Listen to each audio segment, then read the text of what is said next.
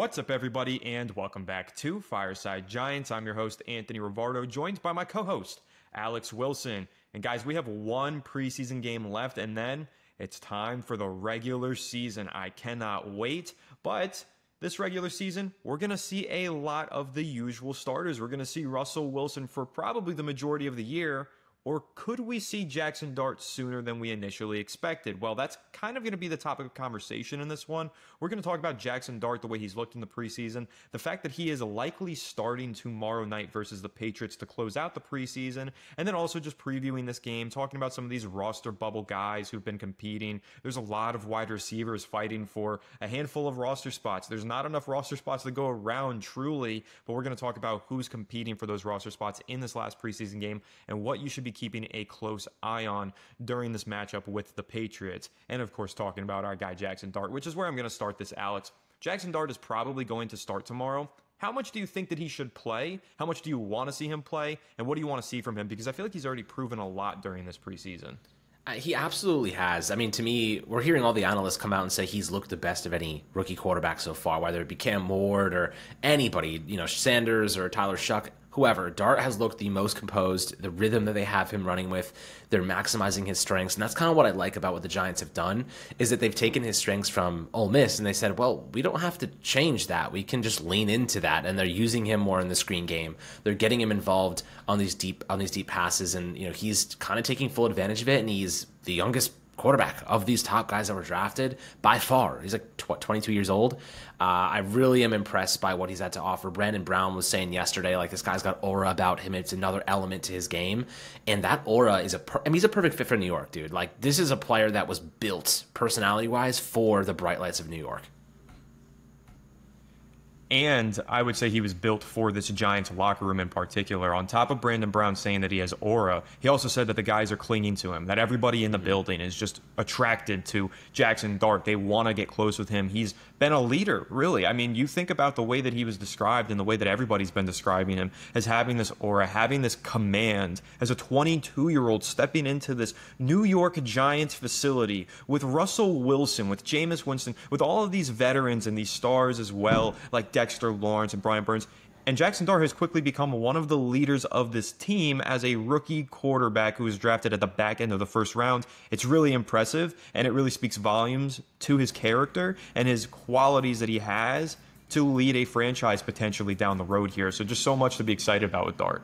Yeah, I mean, this is a player that immediately has made his intentions known that I'm going to be QB1. Now we're hearing all the stories coming out when is he going to be QB1? Is he going to beat Russell Wilson out for the job within the first couple of weeks? I don't think there's a rush here. The Giants don't need to throw him into the fire before they know what the offensive line looks like, before they see how Russell Wilson takes to things. And I think Wilson's going to be probably the best quarterback we've seen in a long time for this team, just based on his pedigree and his ability to throw the deep ball. But at this point, Anthony, I think our initial projections of Jaxson Dart maybe not playing until late in this season, I'm starting to think that maybe we're going to see him within the first 7 to 8 weeks. And I think that if the Giants struggle, if they lose a couple games, there's a world where we could see him by week 6 or 7.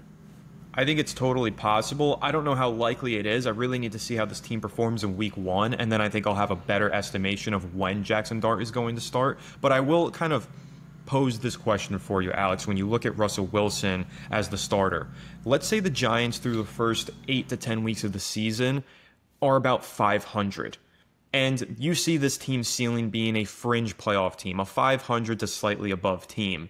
What's the one thing that can elevate a team's ceiling? If you think this team is mid, the Giants are going to be mid this year, which is honestly a good thing because we've been pitiful the past few years. So we're kind of striving to at least be mid this season. That's our expectation for the Giants to win, maybe around 7 games, right? But if you think their ceiling this year with Russell Wilson as the quarterback is about 7 wins, the way that you elevate that ceiling and you go from being a fringe playoff team to a team that could potentially win 11 games, go to the conference championship, that's by injecting a young rookie quarterback with bounds of potential into the lineup, like a Jaden Daniels, like a CJ Stroud. So I do wonder if the Giants are mid, halfway through the season, if Brian Daboll's like, I'm going to elevate this ceiling because I know this rookie is ready. He's going to be the spark plug that's going to take us from being a 7 to 9 win team to a 9 to 12 win team. Yeah, I mean, listen, it really comes down to Russell Wilson at the end of the day. Like, the Giants could be 3-3 because the defense implodes. So I'm obviously not hoping that. I don't think that's going to happen. But there are reasons in context behind being a mid-team, 3-3, going into week 7. What I think here is, like, it really depends on Russell Wilson. If Russell Wilson is mid, he's not playing great. Let's say, he's hitting some deep balls, but the rest of the offense is struggling. Maybe the screen game is not working well. He's not hitting these guys or those guys, and maybe he's not has the best chemistry with some of these receivers.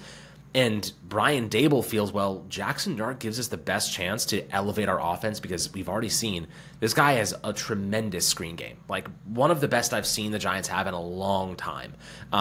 His ability to find the arm slots, to get around defensive tackles, to go over them even, he is building a strength into his game that's going to be a foundation, right? And it's a big part of the Kansas City Chiefs offense, which is what Mike Kafka's obviously reinstalling here after the Kafka, Dable, Kafka kind of back and forth. But that screen game is such a critical component of the Chiefs offense, right? I think that this is going to be one of the most important things of Jaxson Dart's foundation is developing that screen game. The rest of it will be layered on top. That's kind of how I feel about it so far. Well, I'm really happy that you highlighted Mike Kafka there because that's somewhere that I wanted to go with this. Mike Kafka has been arguably the Giants' most impressive and standout performer for me through 2 weeks of the preseason. I have been endlessly impressed with his play calling and play design. The plays that he's picked in certain situations, like I think to that touchdown pass that Dart delivered to Greg Dulcich in the game against the Jets, right? That play design was beautiful. That fake pitch out to the running back pulls the linebacker 3 yards to the right. Now all of a sudden there's this window in the middle of the field.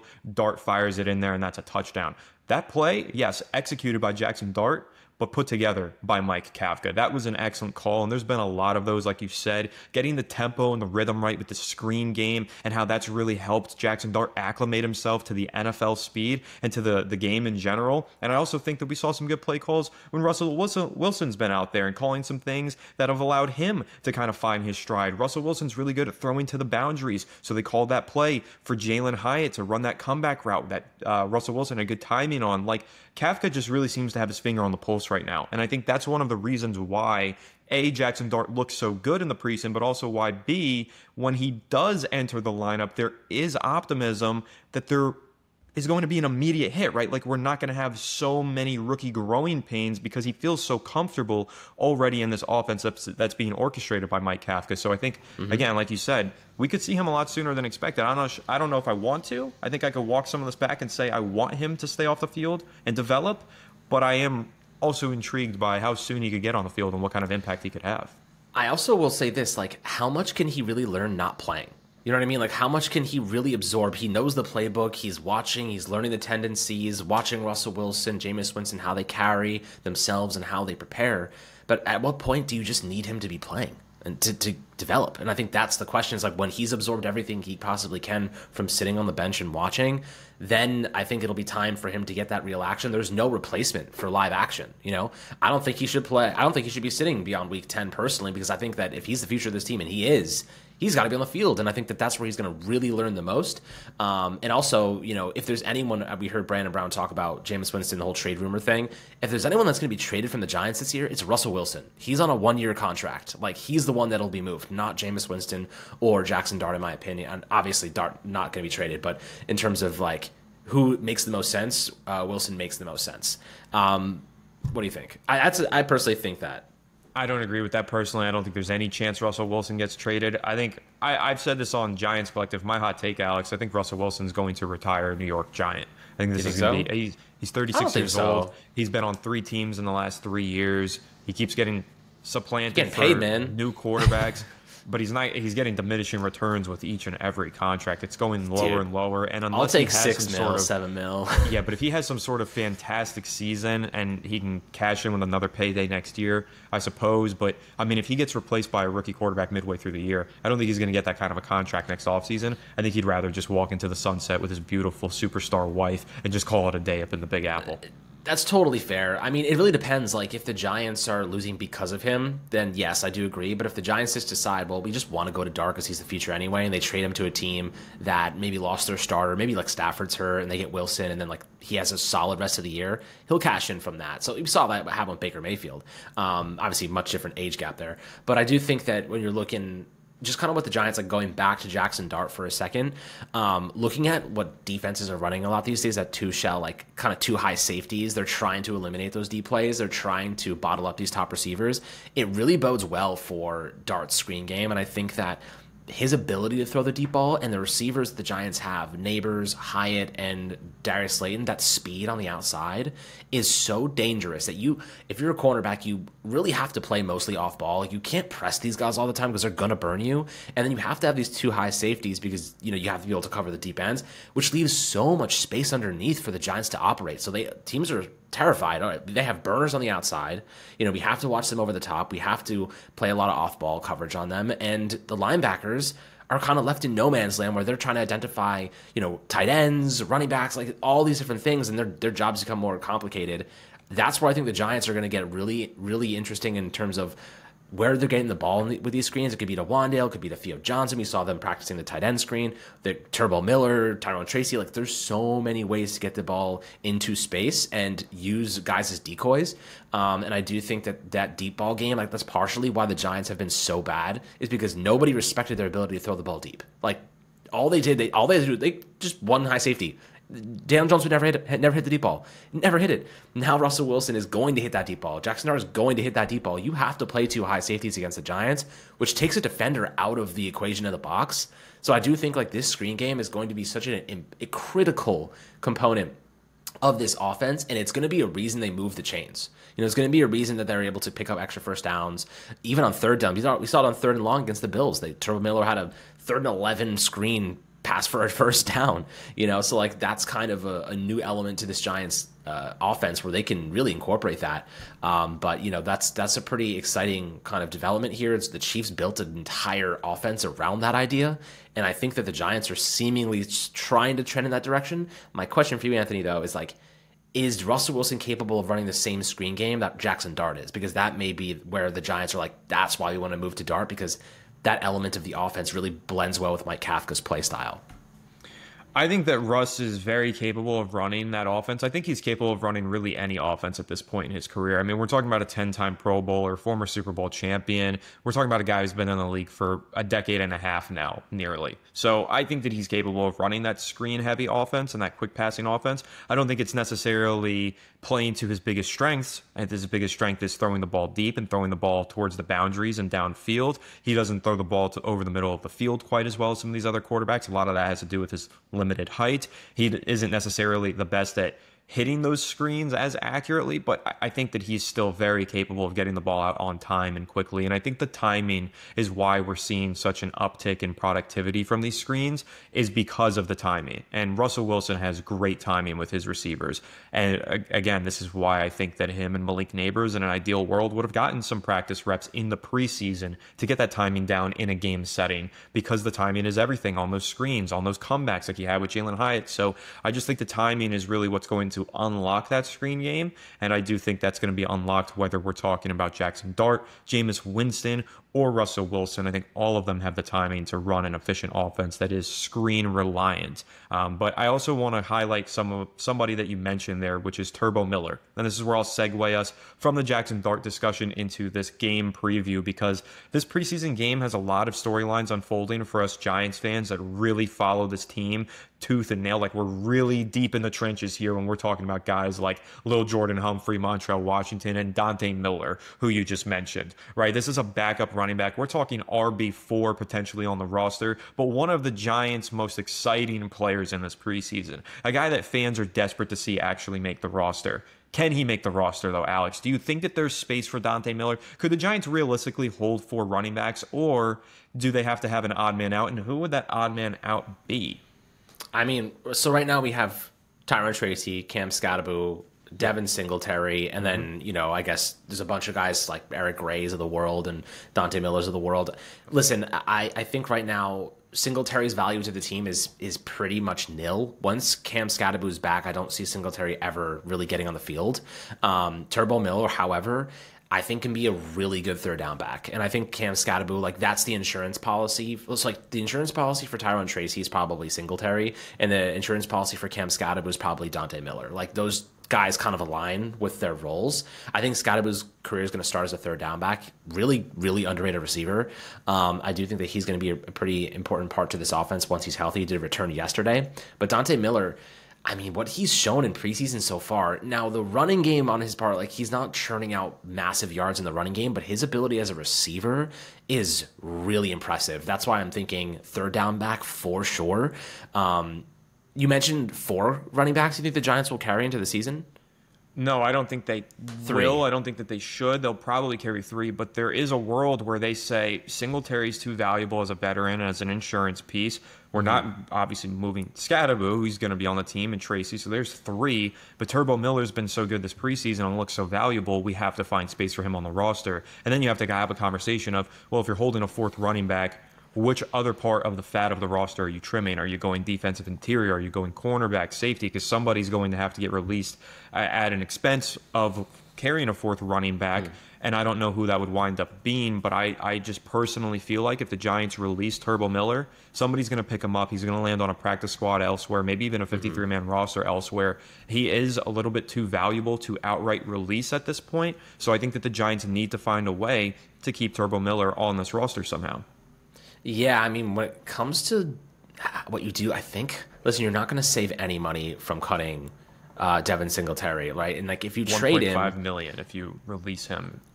Because it's post June 1st now. Yes. Let's see. Okay, so yeah, but that would kick more dead money into next year. So like you eat a little bit more dead money next season, but it's so little it may not even, it doesn't really matter. It's like literally $1 million. It's not a big deal, but. Could you find a trade partner for Devin Singletary? That's a question. The thing is, I don't really think so. He's so past his prime, and like, it's just hard to imagine, a team. I'll push back. I don't really see how this guy's past his prime. I think I'm way higher on Devin Singletary than most Giants fans. I find it very confusing. Running backs the are just a dime a dozen him these days. Yeah, but he's only 27. I guess he'll be 28 this season. But we're talking about a guy that last year through the first 5 weeks was on pace for easily eclipsing 1,000 rushing yards when he was starting for the New York Giants. They just happened to have a younger, more exciting talent in Tyrone Tracy in a lost season take over the starting job. But Devin Singletary was pretty good through the first 5 weeks of last year. That's still on film. That's still apparent to not only the Giants, but I think other teams. If the Giants wanted to move on from Devin Singletary, I don't know if anybody's going to be willing to trade for him. But to say he's past his prime, I got to push back. He's still in his prime. He's still a good player, I think. I don't think he's as good as he was, but let's say he's a good player. $6 million if you're going to consume that contract, I think that's a lot of money. I think the Giants would probably have to eat some of that for sure. But let's also say, like, look, trading him is best case scenario for me, because if you could offload him and some of that money, it clears up a little bit of cap space, and then you can promote Turbo Miller to the active roster. Like, that, to me, is the best case scenario. Obviously, teams aren't really making trades like that until after the preseason ends. They want to see injuries, whatever. So, like, I think we'll get answers in a couple of days on that regard, just, what they're going to do with him and what they're going to do with Turbo. But, like, I do think Turbo Miller offers substantially more upside than Devin Singletary at this time.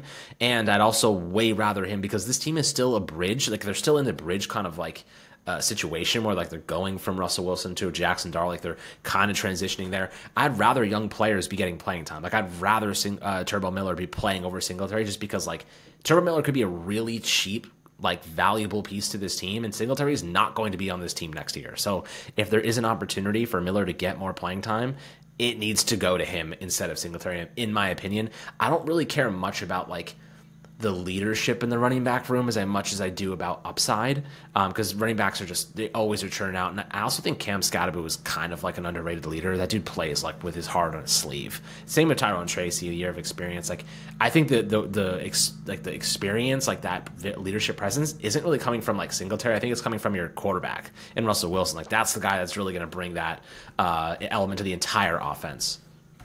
Yeah, it's always going to be funneled in from the quarterback. That's the leadership that you really need. But I do think there is value to having Devin Singletary's experience, not necessarily in a leadership capacity, but just in a down and distance. We need a veteran runner to pick up this first down, right? Just no young rookie or second-year mistakes. Devin Singletary, again, to me, is still a valuable player and a good player. I don't know if he makes this roster. He probably does. The Giants really like him. They just paid him last offseason, so they'll probably hold on to Singletary. But again, will they have to cut Turbo Miller in order to keep Singletary, or do they trim some fat somewhere else? And one of the other positions that I want to discuss, Alex, where there could potentially be some fat trimmed, but also could potentially be some fat added, is the wide receiver position, because there are so many guys competing for spots right now.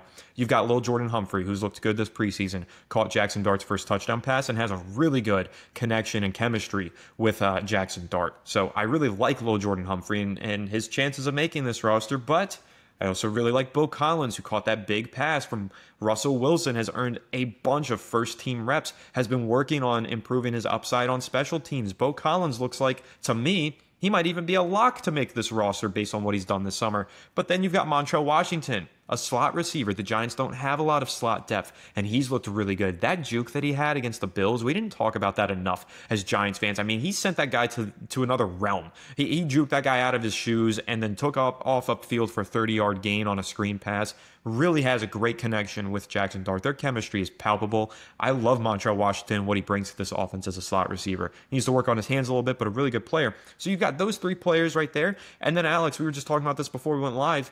Dalen Cambry is a phenomenal special teams player, made a sick grab on a throw from Jameis Winston last week. He could even push onto this roster. So you got 5 wide receivers competing for probably 2, maximum 3 roster spots. I don't know how this all shakes out. And that's not even to mention, Alex, there's a 6th wide receiver, return man, Ihmir Smith-Marsette. How do you fit all 6 of those guys on this roster? I don't know. And that's why I think the Giants are really going to have a tough time, and why they're really going to play a lot of these receivers as much as possible in tomorrow's preseason game. If there's one position that I'm going to urge Giants fans to lock in on tomorrow night during that game, the wide receiver position, and not just on the offensive side of the ball, but also when we get to special teams. Is Ihmir Smith-Marsette out there? Is Beau Collins out there as a gunner? How are these guys performing in the third facet of the game? But really, that's the most intriguing position for me going into this final preseason game, Alex, is wide receiver. What's your take on it? All those guys there, who stands out to you? Who's the odd man out? And who's the guy that you think Giants got to keep him? I mean, listen, let's just take what the Giants are giving us. Beau Collins is probably making this roster. He has been tremendous during camp with Russell Wilson, with Jaxson Dart, with Jameis. Wherever they put him, he makes big plays downfield. So, that speed downfield, it's one of those guys that can stretch the defense. But at the same time, you're just looking at him as a physical specimen. He has a perfect frame, as a receiver, and he was underutilized in Notre Dame. I do think that as a special teams player, he's going to take on the Bryce Ford-Wheaton role. I do think that he's going to make this team. They're clearly, the fact that he's running with the ones, they're very impressed by Beau Collins. Otherwise, it would be somebody else, right? It would be somebody else if it wasn't him. He's been the guy taking reps from Malik Neighbors when he's not in there. He's the guy taking reps from Jaylen Hyatt when he's not in there. So, he's earned that role. And I think the Giants are pretty high on him. So definitely think he's making this team. Ihmir Smith-Marsette, I know he sat out last preseason game and he hasn't really been active because I think he was dealing with some sort of injury.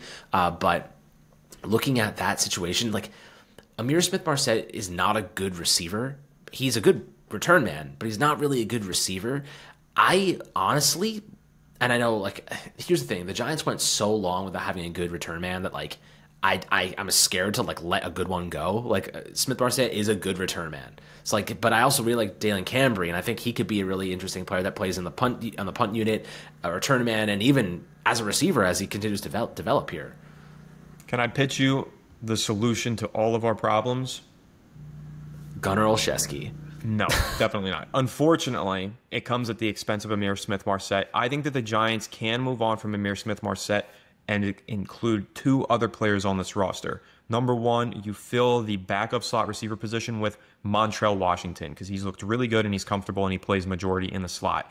And you hold on to Turbo Miller, and he becomes your return man. That speed is electric. He has experience as a kick returner and as a punt returner. I think you can move on from Ihmir Smith-Marsette at this point. I agree with you. It's kind of tough, too, because he is a good return man, a really good return man, and the Giants, it took them forever to find a good return man. You could so probably I just pick him back up. He's not going to make another team, most likely.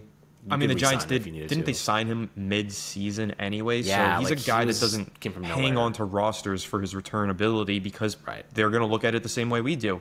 He's limited in his upside. But Turbo Miller, he could provide you value on special teams as a return man and as a third down running back, and then Montreal Washington can fill in as that slot receiver. That's how I think this should shape out. But again, I think a lot of this is predicated on how these guys perform in this final preseason game. Does Turbo Miller get any run on kick return? Does Montreal Washington have another big play? So those are like some of those players that I think really are fighting for their jobs in this final preseason game. Absolutely. I also think you mentioned it before, the chemistry that Dart has with some of these players is an important variable to me. Like, listen, I'll say this. Montreal Washington, if he doesn't make the team, I don't think anyone's picking him up. He probably lands on the practice squad and he sits there until they need him. Same thing with a guy like, honestly, I'd even see Jaylen Hyatt probably ends up sitting on a practice squad. I think, you could even see Ihmir Smith-Marsette would land on the practice squad and not get picked up. Like, there's a lot of players, and we're talking about guys that probably are not being picked up by other teams. Like, so it really is like, who brings us the most value across the board? That's not just a specific kind of specialist. Like, I think Beau Collins brings you value on the punt team. He can return. He's a receiver. Like, he has a lot of expanding value. I also think Jaylen Hyatt has similar traits. Like, he can be on the punt team. He can be as a return man. He can be a receiver. But he's also working with the third team this last preseason game. So, maybe I like him, but I think he's a practice squad guy for now. Montreal Washington's been really good with Jaxson Dart out of the slot. I know, like you said, some problems with catching the ball, but outside of that, he's been really effective, which I guess for a receiver, not catching the ball is kind of a problem. But so that could hurt him. But I also think that maybe he ends up, he doesn't really have much special teams value, so I do think he is a practice squatter when all is said and done. My money right now, though, is Beau Collins absolutely makes this roster. And I do think that they'll just give Ihmir Smith-Marsette that roster spot because of what he did last year. But I think the leash will be short. I think that if he doesn't immediately provide value, they will move on. And I could see them also stashing Gunnar Olszewski on the practice squad too, because he's actually looked really good this summer. So I think that the leash will be short, and they'll just move on pretty fast, and they'll have a bunch of guys sitting on the practice squad ready to pluck. That's kind of how I see it unfolding right now. Yeah, I kind of see it just a little bit differently because you're mentioning the hold on to Ihmir Smith-Marsette, but they have all of these options at return specialists, basically. I think that's why they'll be incentivized to move on from Ihmir Smith-Marsette because they have so many options. They're going to find a guy who has the ability to contribute a little bit more on two facets of the game rather than just being focused on one like Ihmir Smith-Marsette. The upside is so much greater with a guy like Turbo Miller, with a guy like Montreal Washington, and et cetera. So Jaylen Hyatt even. So I'm not sure that Ihmir Smith-Marsette is going to make it. And wow, you know that we are real Giants fans when we spent that long talking about Ihmir Smith-Marsette of all players. But I do want to flip over to the defensive side of the ball. We're already pretty deep in this episode, spent a lot of time on the offense. Let's go over to the other side and talk about the run defense. Alex, this is where I want to go with this because I don't know if there's as many lineup battles or roster spot battles on the defensive side of the ball as there are on offense. Like we said, running back, receiver, those are intense battles. But on defense, I think it's pretty cut and dry. The major battle that we are seeing is at CB2 between Cordell Flott and Deonte Banks. Of course, we're going to keep an eye on that. Hopefully, they both play in this game. Hopefully, they both play well, and it becomes an even more difficult decision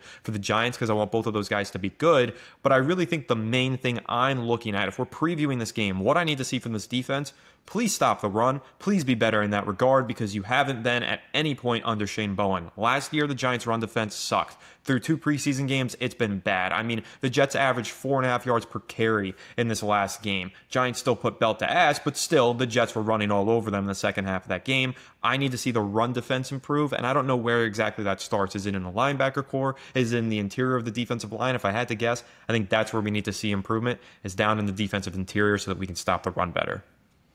Absolutely. I mean, I just watched the clips from Darius Alexander, and it wasn't necessarily that pretty. I think he needs a little bit more time. I think the starting defense on the interior is definitely going to be Dexter Lawrence and Roy Robertson Harris. I think that's for sure the starting defensive tackles. And Roy Robertson Harris has been really, really solid this training camp. So I'd like to kind of just say people that are concerned about the run defense, keep in mind, we have not had Dexter freaking Lawrence on the field. Like, the best defensive tackle, the best pass rushing, run defense defensive tackle in the game was not on the field for the Giants. And at the same time, their second best guy, Roy Robertson Harris, is only on the field for like 10 snaps, and they rotated to DJ Davidson and Alexander. Like, we haven't had any semblance of our best players on the field consistently at the same time. So, like, give them a little bit of a break. Like, it's not as much of a concern to me as some people are making it out to be, because you still have depth there. Like, Raheem Nunez-Roche, I do like DJ Davidson. Darius Alexander needs time, but he'll be behind the scenes working on his craft.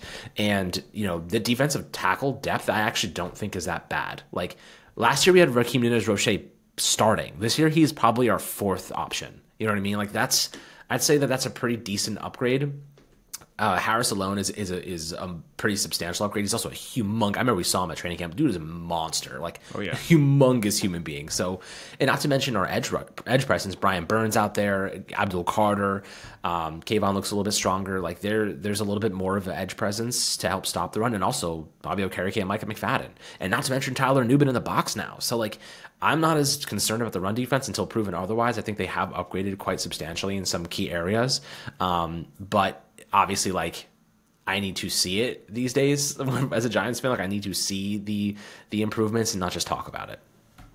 Yeah, no, I agree with that. I mean, we got to see it to believe it with this Giants team, because we've done a lot of speculating in the past and we've gotten burned as a result. But no, I mean, listen, when you're looking at the guys on this defensive interior, I like that you highlighted Roy Robertson Harris and painted him in such a nice light, because he has looked good this summer and he deserves those flowers. And I think that he is going to start alongside Dexter Lawrence on the interior. But the Giants, if they're running a base 3-4 defense, they need 3 starting interior defenders. That's Dexter at the nose tackle, and then those 2 defensive ends. Roy Robertson Harris is one of them. Raheem Nunez-Roche very realistically could still be starting on this team, and personally, I don't want to see him starting on this team. I want somebody to grab that job from him, but I just don't see a worthwhile contender. DJ Davidson, I do not think is ready to be a full-time starter. Corey Durden is not. Jeremiah Ledbetter, who the Giants signed this offseason, I think is more of a nose tackle than an end, so I don't think he takes that job. I think the Giants were low-key banking on Darius Alexander picking up the pace and taking that position, and it just hasn't happened so far. He was hurt in the spring. He doesn't look like he's got the speed back. I think he's just kind of a little bit out of shape and working back from that injury. So I don't think Darius Alexander is going to be a starter much at all this year. I think this is more of a player who finds his impact in year 2, but I do think that leaves you a little bit thin on the defensive interior. They have a lot of depth, but I don't know if they have enough starting talent to get 3 quality guys on the field at once in a base 3-4 defense, which is why I think they're going to run a lot of nickel this year, and that in turn is going to hurt their run defense, because in nickel, you're having one of those beefy guys off of the field and you're putting another cornerback out there. And yes, Drew Phillips is a great run defending cornerback, but it's not the same as having an extra linebacker or defensive interior guy on the field. So offenses are going to attack your run defense when you're in that nickel formation and package. So I am a little bit concerned about the depth on this defensive line. What I want to see in this final preseason game, I want to see one of these guys step up. I want to see a better performance out of Darius Alexander. I want to see maybe Jordan Riley get out there and make some run stops. I want to see Elijah Chapman, who's also a real fullback now, apparently. Travis Hunter, Elijah Chapman's been out there playing both sides of the ball. He's awesome, but I would like to see him do a little bit better against the run. So I don't know, Alex. I think that the defensive interior is a little bit thin for the Giants, and I'm struggling to figure out who that third starter on the defensive line possibly could be. Yeah, I mean, the third starter, at just because of veteran experience, probably Raheem Nunez-Roche is the third starter, but, I'd like to see a younger guy kind of elevate. They drafted Darius Alexander to be that third starter, and I do think that right now he's a little bit behind the curve. He looks slow, to be quite honest, and not showcasing the strength he did at Toledo. I think he had some injuries early in training camp, so he's behind the curve a little bit. I also think the increase in talent going from Toledo to the NFL is quite substantial, so I think that he just needs more time. Like, let's forget about Darius Alexander for a year, and then let's revisit this conversation after the season comes to an end, and then we'll see if he took any progress or made any progress toward becoming like an actual contributor day to day. Until then, we'll just give him time to develop. He's a 3rd round pick. Most of these guys need time. Most of them are not going to be instant impact players. I think that's pretty obvious. But like you said, I think that the interior defense is going to be something to watch, but I think our pass rush is going to be so good that it's just gonna. I mean, we saw some nice run stopping moments from Abdul Carter setting the edge, and Brian Burns obviously. So yeah, there may be some flaws, but like teams aren't gonna be able to pass on us because they're going to be under pressure instantly, and our secondary is beefed up quite substantially. I'm pretty excited about just how this defense can cause havoc for opposing quarterbacks. And listen, if you can only run against us, that's okay. Like, well, we can absolutely manage that. You know, you can always change that system, change that scheme, or put another defensive tackle out there, play, you know, closer in the box and help mitigate those plays. But I don't know. Like, I'm just excited to see this pass rush because it's going to make a lot of offenses one-dimensional, and that's exactly where you want them. You know, being able to predict what they're going to do. Yeah, if you can make an offense one-dimensional, your defense can feast, and that's what I think the Giants' defense is trying to achieve this season. So I'm with you on that. Obviously monitoring the defensive interior, as I said. And Alex, there's one last position that I kind of want to focus in on before we wrap here, and that is tight end. I just want to give my take on the tight end room for the Giants. I've seen a lot of talent on the field for the Giants tight end room. I think Theo Johnson has had some wonderful moments this preseason. He hasn't gotten a lot of work as a receiver, but he's graded out really highly as a run blocker, and he's looked really good. He's been moving people on those combo blocks from the tight end position, so I'm really encouraged by Theo Johnson. I think Greg Dulcich has looked great as a receiving tight end. Obviously scored that touchdown pass last week. I think he has 2 receiving touchdowns this preseason, if I'm not mistaken. And then Thomas Fidone has looked great as well. So I think those 3 guys, I really don't see the need for the Giants to carry a 4th tight end. And unfortunately, we haven't seen much of Daniel Bellinger at all. And this is my take that I wanted to give.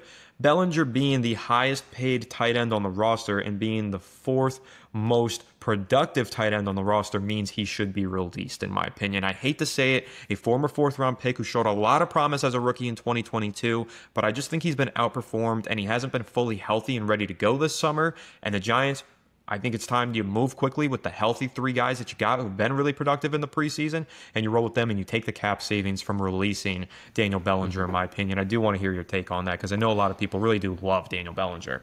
Yeah, I mean, listen, he had a bad rap because he got hurt with his eye, you know, had the eye situation. Like, he's had a couple of setbacks. He's a solid blocker, like an average pass catcher, but like you need guys like that, like just average pass catcher, good blocker. That's kind of an epitome of a decent tight end. The question is, like, are you going to, and I'd ask you this, Anthony, if you were Joe Schoen, do you think that you're going to be extending Daniel Bellinger once this season comes to an end? Yes or no? No. Okay, so if you do not think that Bellinger has a future on this team, you know, you might, and you just drafted Fidone, you have Dulcich on the roster, like Dulcich on the roster, you could rationalize moving on and saving the money. If the Giants cut him now, they'll save $3.4 million. What could you do with $3.4 million? It's a lot. That's a veteran, like maybe a team cuts a veteran offensive guard that like could be a good fit for depth piece, or maybe a cornerback, or maybe, you know, a receiver, like a veteran receiver who's looking for another like opportunity. There's just things you can do with $3.4 million, I think may benefit the Giants a bit more than keeping Bellinger. However, we have to see how I don't think they feel Fidone's ready yet. I think he needs a full year. He's a 7th round pick. He needs a full year to develop. Dulcich actually makes a lot of sense for this team because he's going to be extremely affordable. I do think that, like, I got to see what his actual price is here. But right now he has a $1.4 million cap hit if he's kept.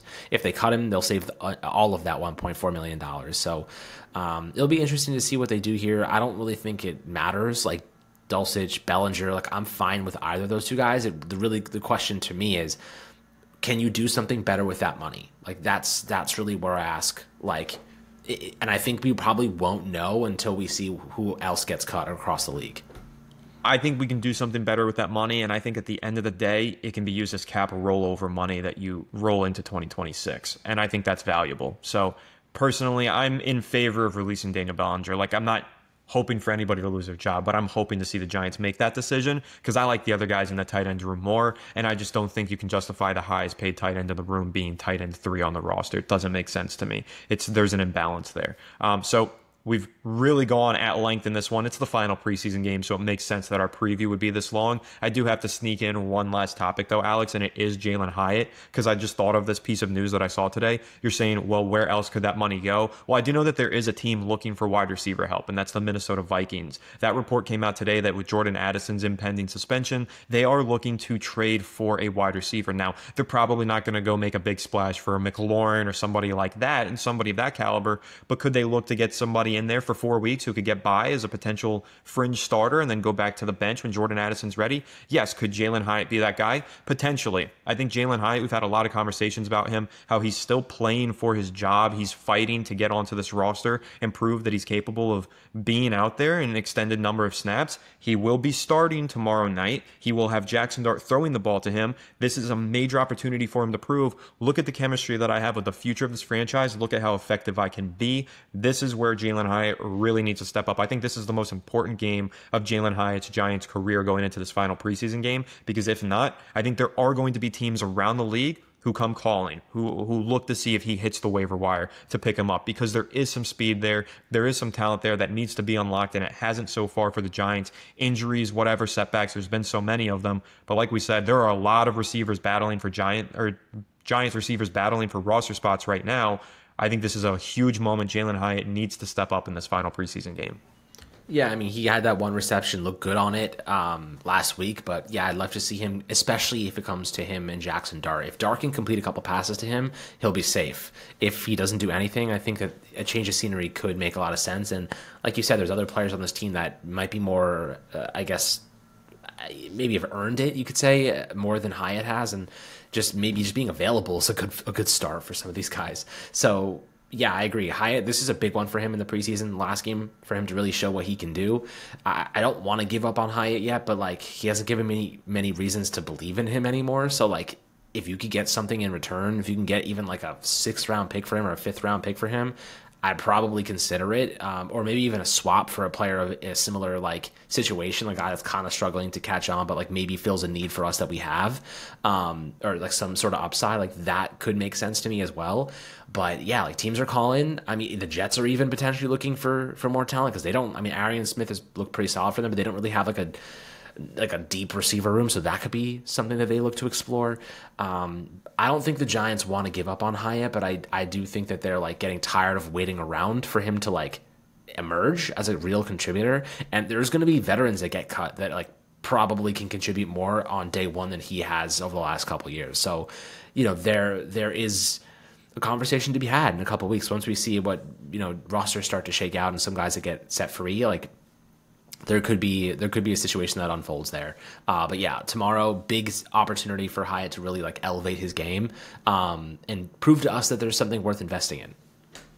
For sure. Tomorrow is going to be a big game for Jaylen Hyatt and a lot of these other Giants that we mentioned. Anybody that we forgot to mention or that we missed, comment down below who you're watching in tomorrow's preseason game. Tell us what you're looking forward to, and also tune in tomorrow. You know we're going to be doing that live play-by-play. At least I definitely will, because I am so hyped for a Jaxson Dart start. Love the way it rhymes, and just love watching this rookie ball out in this preseason, hoping he has another strong performance to close it out. But that's going to wrap this one up, guys. I will remind you, next week, I believe Tuesday is cut day. So that means Monday, as we do every year, you can expect our final 53-man roster predictions. So all the stuff that we just discussed, this guy in, that guy out, everything Monday. Expect a big fat episode where we go through every 53-man that we think is going to make this roster. We'll go over it. I know a couple of you have already started asking us if we're going to be doing that in the comment section, so wanted to throw it out there if you did make it to the end of this video. And if you did, thanks so much. We appreciate the support. Make sure you leave a like if you enjoyed, subscribe if you're new, ring the bell so you don't miss an episode, comment your thoughts down below. If you're listening to Apple or Spotify, leave us a 5-star review and go ahead and follow us on all our social media channels at Fireside Giants. Without further ado, catch you on the next one. Have a good one, and let's go New York Giants.